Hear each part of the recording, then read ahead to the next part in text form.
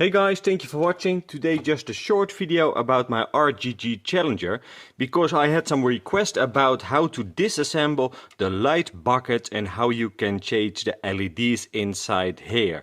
So today I will demonstrate to you how you can remove the light bucket and how you can replace the LEDs. So first of all, let me show you how the light buckets are mounted inside the body.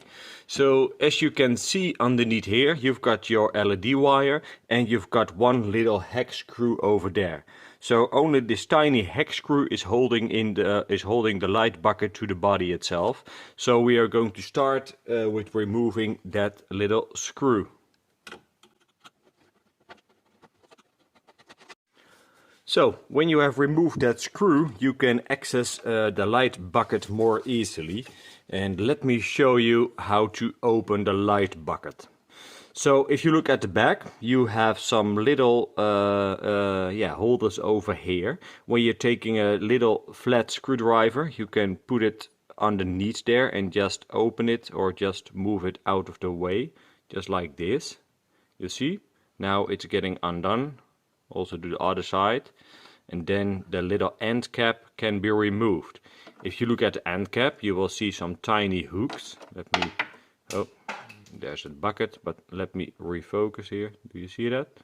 You've got some little hooks over here that's holding, holding the LED inside the light bucket. So the light bucket itself, as you can see, the LED is just placed inside here, and it's just held into place with this little part. So if you want to replace the LED, just solder another one or just rewire another one and just slide it back in, and then you've got your little cap over here, and then you can just reassemble everything. Just as simple as this. Now just put your screw back into the body and it's back on its place. If you want to remove the wire mesh over here, there are two tiny clips on each side, so one over here and one at the opposite side. Just take your little screwdriver again, just put it underneath the little hook, and then you can lift it up a little bit and you can remove the protection wire mesh. So yeah, just slide it back in there, and then it's back on its place. So that's a very simple job to do.